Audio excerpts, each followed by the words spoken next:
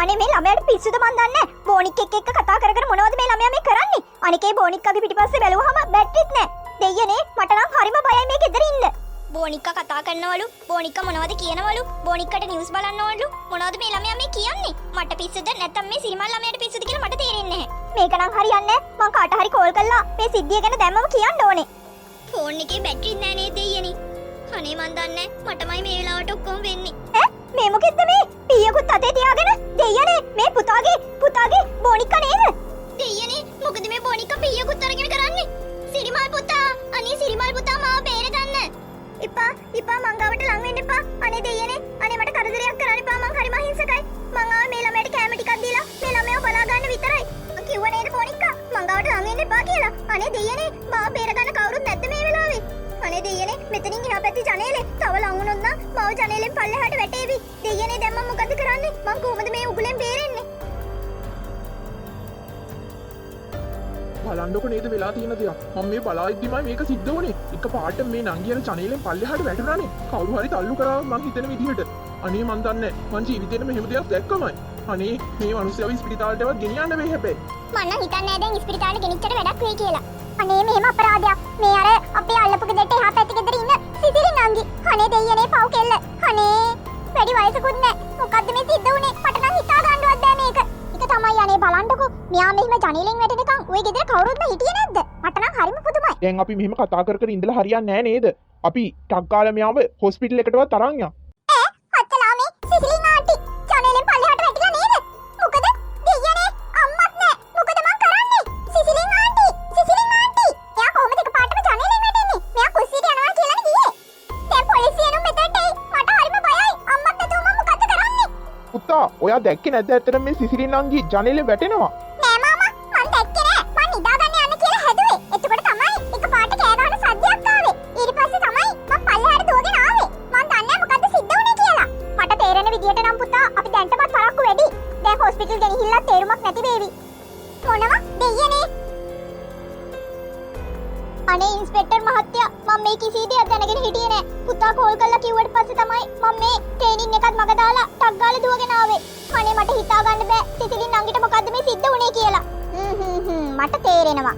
හරි දැන් අම්මා එතකොට මේ ළමයාව ට්‍රේනින් එකට යද්දී දාලා ගියේ සිසිලින් කියන එක්කෙනා ගාවද? එයාද මේ එතකොට මිය ගිහින් ඉන්නේ ජනේලෙන් වැටිලා. ඒ ඔව් ඉන්ස්පෙක්ටර් මහත්තයා මං කොහේ ගියත් මගේ පුතාව බලාගන්නේ ඒ වෙලාවට සිසිලි නංගි තමයි. කිව්වහම ටක් ගාලා ඇවිල්ලා මගේ පුතාව බලා ගන්නවා. මට විශ්වාස කරන්නත් බෑ තාම මේ වෙච්ච සිද්ධිය මොකක්ද කියලා.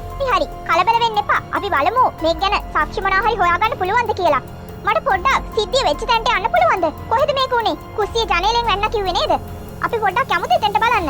යන් ඉන්ස්පෙක්ටර් මහත්තයා එන්න මම පෙන්නන්න කුස්සිය තියෙන තැන. මේ තියෙන ඉන්ස්පෙක්ටර් මහත්තයා මේක තමයි අපේ කුස්සිය. මේ මෙතන තියෙන ජනේලෙන් වැටිලා තමයි සිසිලි නංගිට මේ අනතුර වෙලා තියෙන්නේ. ඔව් මට පේනවා. මං හිතන්නේ මේ බිම හැලලා තියෙන්නේ පාම් පිටි වගේ නේද? මේ සුදු පාට කුඩු වගේ වද ඉන්ස්පෙක්ටර් මහත්තයා අහන්නේ. මට හිතෙන හැටියට මේ පාම් පිටි තමා.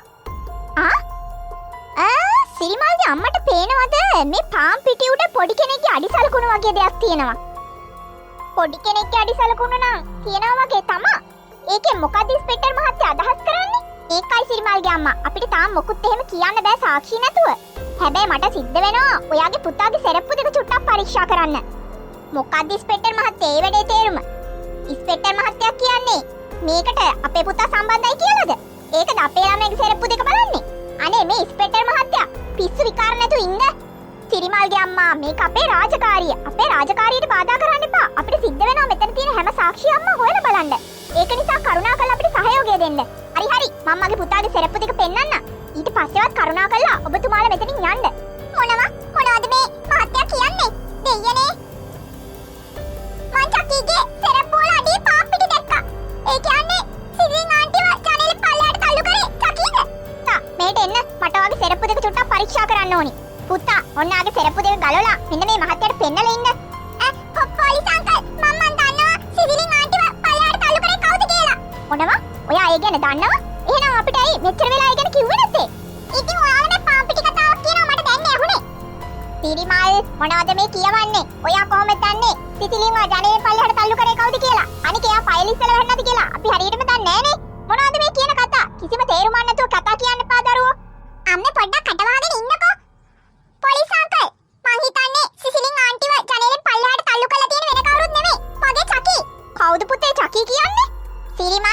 සිරිමල් ආයෙත් පටන් ගත්තද මේ විකාර කියවන්න? ළමයෝ මං දැන් කී පාරක් කිව්වද ඔය බෝනික්කට කතා කරන්න බෑ. අනික බෝනික් එක්ක කොහමද මිනිස්සෙක්ව ජනේලයකින් පල්ලෙහාට තල්ලු කරන්නේ? අම්මා කිව්වට ඉතින් විශ්වාස කරන්නේ නෑනේ. සිසිලින් ආන්ටිත් ඔක විශ්වාස කරේ නෑ. අන්තිමට චකි සිසිලින් ආන්ටිට කැමති වුණෙත් නැහැ. මං හිතන්නේ ඒක තමයි චකි සිසිලින් ආන්ටිව ජනේලෙන් පල්ලෙහාට තල්ලු කරේ. පුතා චකි කියන්නේ වගේ බෝනික්කද? හහ ඒක නම් ඇත්තටම අම්මා කිව්වත් වගේ වෙන්න බැරි දෙයක්. හරි හරි අපි මේක ගැන පස්සේ එහෙනම් සාක්ෂි විමසලා බලමු. දැන්ට ඔයාලා එහෙනම් පරිස්සමින් ඉන්නොත් ගේ ඇතුලේ. මේ කැඩිච්ච ජනේලේ ගාවට එහෙම යන්න එපා. හරිද? සිරිමල්ගේ අම්මා මම එහෙනම් ගිහිල්ලා එන්නම්. හරි මම මොනවා හරි උමනාවක් වුණොත් ආපහු එනවා. මේ කිසිම දෙයක් වෙනස් කරන්න නැතුව මේ විදිහටම කියන්න. තේරුණා නේද? හරි ඉන්ස්පෙක්ටර් මහත්තයා මට තේරුණා. ඒ වුණාට අපේ පුතාව මේකට සැක කරන්න එපා. මං කියන්නේ එච්චරයි. මෙච්චර පොඩි දරුවෙක්ට පුළුවන්ද එච්චර දරුණු දෙයක් කරන්න? මං කියන දේ විශ්වාස කරන්න ඉන්ස්පෙක්ටර් මහත්තයා. මගේ පුතා මේකට සම්බන්ධ නැහැ. මම මේකට සම්බන්ධ නැති වුණාට මගේ බෝනික්කනේ මේක කළා තියෙන්නේ. මට 100%ම ෂුවර් අනිවාර්යයෙන්ම චකි තමයි සිසිලින් ආන්ටිව ජනේලෙන් පල්ලෙහාට තල්ලු කරලා තියෙන්නේ. කොහෙද චකි ඔයා දැම්මට යන් කියලා කියන්නේ? මට ඇත්ත කියන්න චකි ඔයා නේද සිසිලින් ආන්ටිව ජනේලෙන් පල්ලෙහාට තල්ලු කරේ? හරි ඒක කරේ ඔයා නෙමෙයිම කියමුකෝ. කොහොමද ඔයාගේ සරප්පු අඩිවල පාම් පිටි තිබ්බේ? මට ඒක හරි ප්‍රශ්නයක්. චකි අනේ මාව බේරගන්න නැත්තම් මාව පොලිසියෙන් අල්ලගෙන යයි. ඔයා මොකක් හරි මේකට කරන්න. ඔයා සිසිලින් ආන්ටිව ජනේලෙන් පල්ලෙහාට තල්ලු කරා නම් මාව බේරගන්න. මම මේ කිසිම දෙයකට සම්බන්ධ නැහැ චකි. ඔයා ඒක හොඳටම දන්නවනේ. මං ඔයා කියන තැනකට ඔයාව එක්කන් යන්න. හැබැයි මේ ප්‍රශ්නේ මාව බේරගන්න. එච්චරයි මං ඔයාට කියන්නේ. මට පොරොන්දු වෙන්න. ඔයා ආයි කිසිම කෙනෙකුගේ ජීවිතයට හානියක් කරන්නේ නැහැ කියලා.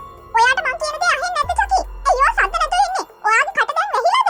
අයියෝ කතා කරන්නේ නැත්තේ. මෙච්චර වෙලා මට එක එක ඒවා කිය කියා නේද ඔයා හිටියේ? මෙයා කතා කරන්න පාටක් නැහැ. හරි. ඔන්න ඔයා දැන් කිව්ව තැනට අපි ලං වෙලා ඉන්නේ. දැන් ඔයා බහලා මොකද්ද කරන්න හදන්නේ කියලා මට කියනවද? ඔයා මොකටද මෙතනට ආවේ? කවුරු හොයාගෙනද ඔයා ආවේ? මොකක්? ඔයා ආවේ ඔයාගේ යාළුවා හොයාගෙන? මොකද්ද යාළුවාගේ නම? එඩි? එඩිද ඔයාගේ යාළුවාගේ නම? මට ඒක කොහේ හරි හොඳට අහලා පුරුදු වෙන්නේ. කොහෙද මට ඒක අහලා පුරුදු? මතක් වුණා මට. මට ඔය එඩි කියන නම ඇහුනේ ටීවී එකේ. අර පීටර් පාකර් කියන අපරාධකාරයාගේ හොඳම යාළුවා තමයි එඩි කියන්නේ. මොකද්ද එතකොට එඩිත් එක්ක චකීට තියෙන සම්බන්ධය? චකී ඔයා මට මොනවා හරි කියන්නේ නැති දෙයක් තියෙද? මට ඇත්ත කියන්න. මොකද්ද ඔයා මගෙන් හංගන රහස? හැමදාම මෙහෙම හැංගිලා ඉඳලා මට නම් දැන් එපා වෙලා තියෙන්නේ. හිර කුඩුවක ඉන්නවා මීට වඩා සැපයි. පීටර් පාකර් බෝනික්කෝ කඩේ ගින්නට අහුවෙලා මැරුණට පස්සේ මට යන එන මන් නැති වුණා. ඕක කොයි වෙලේ හරි ඇවිල්ලා මගෙන් පලිගනීද කියලා මට හරිම බයයි. පොලිසියෙන් අල්ලන් යනවා නම් ඒකත් එකක්. එතකොට හිර කුඩුවට වෙලා හරි මට හිතේ සතුටින් ඉන්න පුළුවන්. නැත්තම් මේ කාමරේට වෙලා එළියට බහින්නත් නැතුව මට හිරකාරයෙක් වගේම ජීවත් වෙන්න සිද්ධ වෙනවා මුළු ජීවිත කාලෙටම. එඩි මන් නැතුව පාළුවෙන්ද හිටියේ? මං ආව උඹව හොයාගෙන. මං තමයි උඹේ යාළුවා පීටර් පාකර්. උඹට මතකයිනේ? දැන් එහෙනම් උඹ එළව යන්න ලෑස්ති වෙයන්. තේරුණාද එඩි? හෙලෝ. ඔව් පොලිසිය තමයි කතා කරන්නේ. කියන්න. මොනවා? කවුද මේ කතා කරන්නේ? ඔය විස්තරේ ඇත්තක්ද? හරි හරි. ඔතන මොකුත් වෙනස් කරන්න එපා. මම දැම්ම මගේ කට්ටියත් එක්ක ඔතනට එන්න. සර් මොකද්ද ප්‍රශ්නේ වෙලා තියෙන්නේ? මොකක් හරි කේස් එකක්ද? හරි හරි. මේ දැන් එනවා. ජයසුන්දර මාර වැඩක් නේ වෙලා තියෙන්නේ. අපි අර අල්ලගත්ත පීටර් පාකර් කියන අපරාධකාරයව මතකද? මොකද සර් මට මතක නැත්තේ අපි කොච්චර පස්සෙන් පැන්නුවද ඕක වල්ල ගන්න. අන්තිමට ඕක බෝනික්කෝ කඩයක් අස්සේ ගින්නකට අහුවෙලා මැරුණානේ. මට හොඳට මතකයි. හරි හරි. මතකද? ඒ මිනිහයාට හොඳම යාළුවෙක් හිටියා එඩි කියලා. ආන්ගේ මිනිහයා අද ගේ ඇතුලේදී අභිලාෂ විදිහට මිය ගිහිල්ලා. මට මේක හරිම ප්‍රශ්නයක්. එතන කවුරු හරි දැකලා තමයි මට කෝල් කරේ. ඒ මිනිහයා කියනවා පොඩි ළමෙක් ඒ පැත්තට බෝනික් එක්ක අරන් දුවගෙන යනවා දැක්කා කියලා. මොනවා? ඒ කියන්නේ සර් අර මේ ළඟදී සර් කියපු අර සිසිලින්ගේ කේස් එකයි මේකේ අතර සම්බන්ධයක් තියෙද මොකක් හරි? ඒ ළමයාමද එතකොට එඩිගේ ඝාතනයට සම්බන්ධ වෙලා තියෙන්නේ? ඒක තමයි මටත් හිතා ගන්න අමාරුයි. ඕකටත් අපි සිද්ධිය වෙච්ච තැනට ගිහිල්ලා ටක් ගාලා විස්තර ටික හොයාගමු. කට්ටියට දැනුම් දෙන්න ඉක්මනට එතනට යන්න සූදානම් වෙන්න කියලා. අපි ඉක්මනට එතනට නොගියොත් සාක්ෂි ටික විනාශ වෙලා යන්න පුළුවන්. හොඳයි සර් මම කට්ටියට දැනුම් දෙන්නම් මේක.